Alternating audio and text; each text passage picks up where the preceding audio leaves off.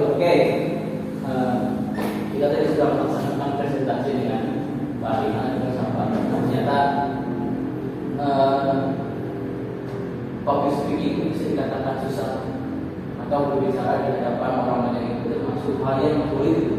Contohnya, walaupun orang itu sudah bisa intelek, dikarenakan public speaking yang kita berbicaranya tidak bisa atau tidak begitu aktif atau pasif, maka itu idealnya itu inteleknya itu tidak bisa tergulirkan atau tidak bisa disampaikan kepada hal yang ramai. Contohnya dari presentasi dari sama Pak Alina. Nah, maksud saya itu kenapa itu bisa terjadi? Ya, memang di zaman sekarang kan banyaknya orang ya belum menemukan kepercayaan dirinya. Banyaknya kenapa orang tersebut kadang jarang ngomong atau mungkin malu pada saat berbicara ya, karena mungkin banyaknya orang di sekitarnya yang menjudge atau bagaimana. Jadi dia tuh nggak menemukan kepercayaan dirinya. Itu memang masih problem yang masih besar lah di banyak orang.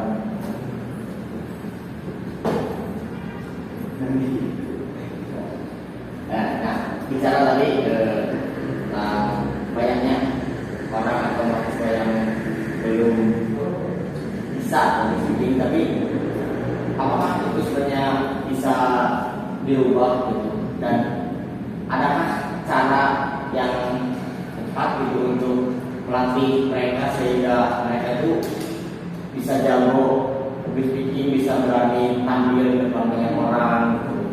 Nah, menurut kalian itu gimana? Mungkin tadi dari Herman sama Diki ya, kita dari mulai tadi kepercayaan diri. Memang kepercayaan diri itu menurut saya bisa dilatih gitu, dengan kita tampil sering di depan kelas, sering presentasi, itu akan memunculkan kepercayaan diri kita dan juga nanti perlahan akan membaguskan public speaking kita gitu. Nah, untuk ini gimana caranya kita melatih gitu. Nah, bisa juga kita mengadakan acara seperti pelatihan public speaking, juga menghadirkan narasumber atau materi yang memang kompeten di dalam bidangnya. Kemudian kita mengundang contohnya seperti mahasiswa gitu. Nanti kita berikan pelatihan khusus dari materi. Oke, sebenarnya kita bisa aja mengadakan pelatihan atau acara seperti itu. Soalnya mungkin ini dikarenakan waktunya sudah sedikit lagi beres, kenapa lagi sekarang semester akhir, jenjangnya akan menjadi diskusi sedang semprot sedang gizi. Tapi pada saat tadi Pak Dina masih banyak mahasiswa yang belum pandai dalam komunikasi atau public speaking. Karena maksudnya itu gimana nantinya kita maksud itu? Soalnya presentasi di hadapan teman-temannya aja kan dengan materi yang maksud itu bisa diolah dengan waktu yang singkat, tapi masih terbata-bata. Kita masih cari jawaban WA dan sebagainya, walaupun saya menanyakan apa dan sebagainya. Maksudnya itu kalau misalkan ada pelatihan, pertimbangannya apa? Kita maksud itu efisien enggak dalam segi waktunya? Makanya kan kalau misalkan kita ada pelatihan perlu adanya biaya yang cukup besar. Yang namanya pelatihan harus ada seorang trainernya. Apalagi ini dia cakupannya mahasiswa, dan perlu adanya asupan materi yang cukup intens.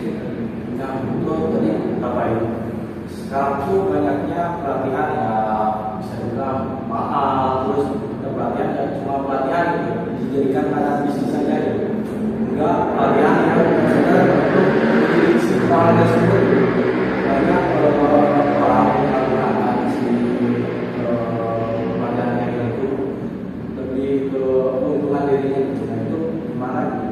Itu kan masih banyak orang yang melakukan itu.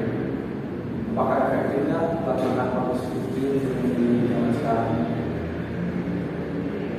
Atau kita ada bisa begitu ya, seperti ini public speaking yang bagus itu atau gimana tuh bagus tuh? Sebenarnya kalau lihat dari ya zaman sekarang yang kebanyakan hidupnya di dunia maya, sebenarnya buat video itu bisa lebih efektif karena mereka kan lebih suka scroll terus lihat kayak gini. Tapi alangkah lebih baiknya itu tuh dipadukan dengan kita bertemu secara langsung. Jadi kan pada akhirnya mereka akan Kalau bisa langsung prakteknya langsung. nah, ya, jadi pada akhirnya mereka akan bisa mempraktekkan langsung dan itu berarti akan menunjukkan keberanian mereka gitu. Daripada mereka hanya menonton terus sambil rebahan, ya kan keberanian itu tidak ada. Nah, dan saya ingin menanyakan kepada teman-teman bagaimana solusi untuk orang-orang yang mereka yang bertemu orang saja kadang enggan, gitu kan? Kadang udah malu, udah takut.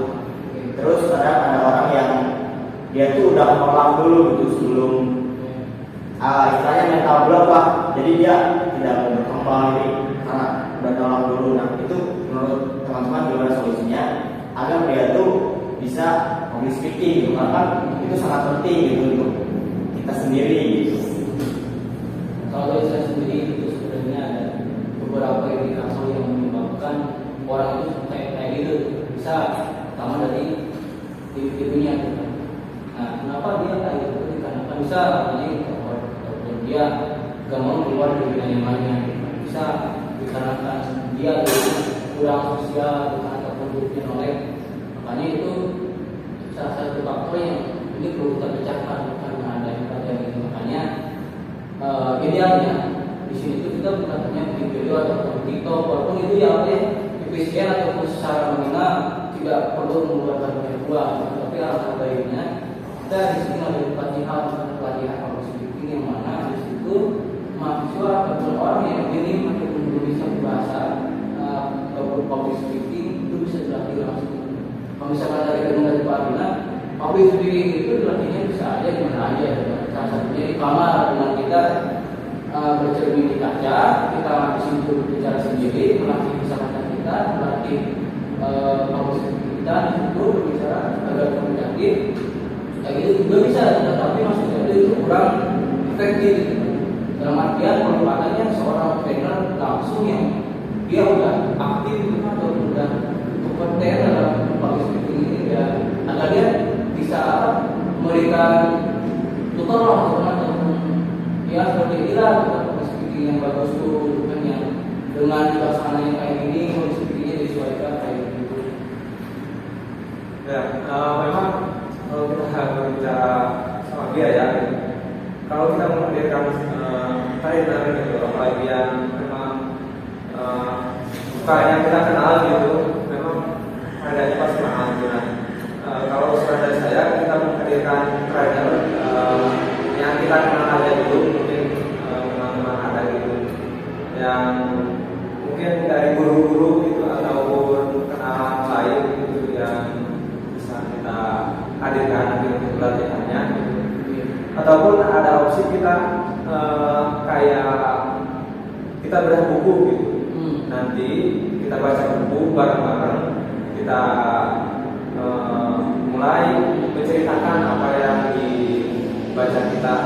Nah itu tentunya itu opsi yang paling berat gitu. Tapi menurut saya itu juga efektif gitu kalau kita sering itu kita mengadakannya. Nanti si public speaking kita terasa.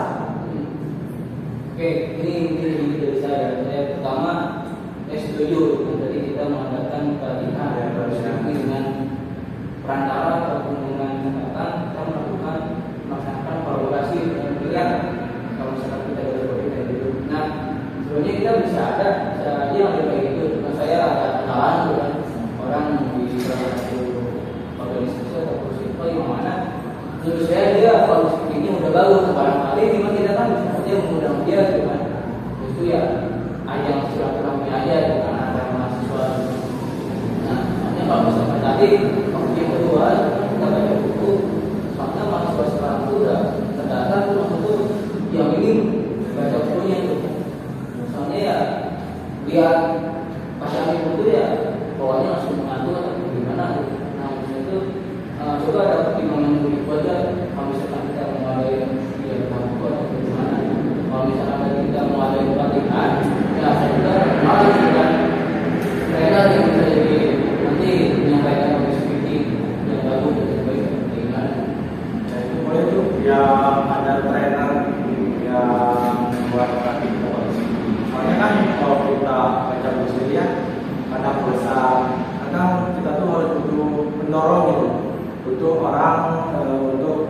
kita atau benar-benar melatih kita.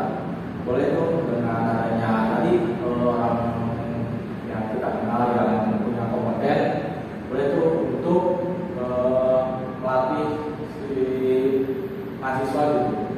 Dengan kita kenal orang tersebut, ya kemungkinan untuk budget yang mungkin tidak terlalu besar atau mungkin bisa gratis dengan kerjasama. Menurut saya itu bagus.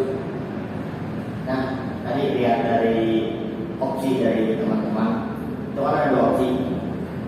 Pertama, kita berkolaborasi dengan trainer yang berkompeten bidangnya. Terus ada bedah buku. Nah, menurut saya dari keduanya kenapa tidak digabungkan saja gitu.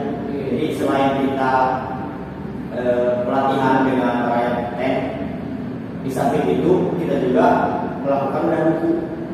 Karena kalau hanya kita melakukan pelatihan terus-menerus, kan orang sekarang itu mudah jenuh. Jadi di samping kita melakukan pelatihan, kita juga mengadakan bedah buku. Jadi itu sebenarnya masih nyambung. Jadi misal si trainer itu buat tugas ke orang yang melaksanakan pelatihan. Jadi misal dia suruh baca buku, nanti dia presentasi ketika pertemuan selanjutnya. Nah, menurut saya itu bisa menjadi opsi lain gitu. Oke, dan kayaknya itu opsi yang bagus juga soalnya untuk pelaksanaannya dan juga bisa korek itu sama bisa main untuk game yang ada di sini. Kadang-kadang kan ada partnernya juga, juga bisa main pendidikan atau apa terus juga itu opsi. Jadi gimana nih dengan tadi melihat problemnya itu mahasiswa yang mau di sini mau di luar juga kemungkinan juga masih kurang dalam itu dia bagus gitu. Jadi kita jadinya mulai apa mau jadi ada pelatihan terus pembiasaan dalam belajar buku ataupun pelatihan aja. Nah, berarti perlu maksudnya itu kalau mau itu pertimbangannya apa biar lebih fix gitu. nah jadi sekarang ada usulan dari teman-teman apa yang mau dilaksanakan dan pertimbangannya apa. Jadi nanti kita bisa voting. Jadi mana yang lebih banyak itu yang kita jalankan dan itu berdasarkan pertimbangan dari masalah yang kita lihat.